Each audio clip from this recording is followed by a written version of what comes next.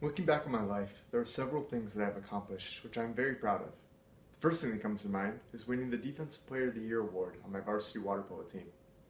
I'm going to be talking about a few aspects of winning this award to help better illustrate why this high school moment really meant so much to me, including my slow start as an athlete in life, overcoming my shortcomings as a swimmer, and finally, how I was able to find my niche on the team.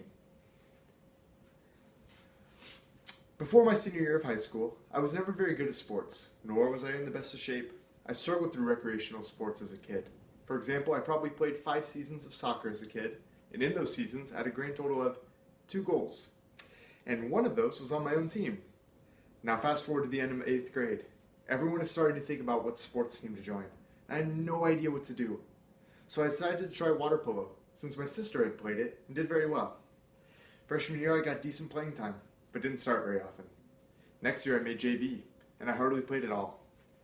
Next year I managed to squeeze onto the varsity team. The same story, no playtime. And then senior year came. Well, we'll get to that. Moving on to how I overcame my struggles as a swimmer. I love swimming, and I was able to get pretty good at it. There's a gigantic difference between being a good swimmer and swimming competitively. I was never able to make the varsity swim team. So come my senior year of water polo, I knew that I had to find a way to overcome my lack of swim skills. In water polo, there are no goggles, and you swim with your head out of the water. I decided to get really good at that, and soon found myself able to keep up with the fastest swimmers on the team during scrimmages. Moving on to how I found my niche on the team. The summer before my senior year of high school, we had about 8 weeks of summer practice. During this time, I knew that I needed to figure out a way to fit in on this team. I had to start figuring out about the swimming, and there wasn't going to be good enough. I've always been a little weirdly proportioned, with a short torso and long arms and legs, and I realized that helped me out quite a bit with egg beatering, the style of treading water used in water polo. So I started to take the egg beatering exercises more seriously, and I found that I was the best on the team at it.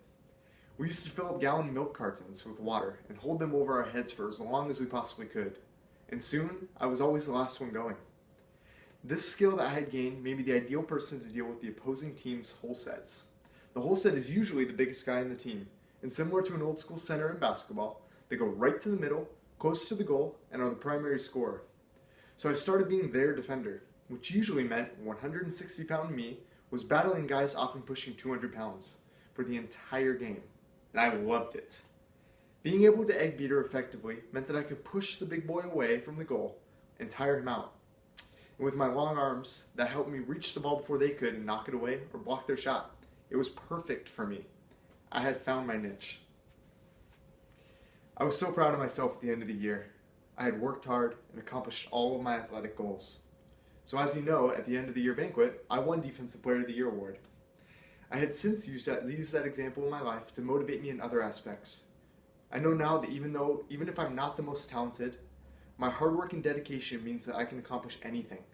My favorite part of getting the award was my coach's quick little speech that he says after every award.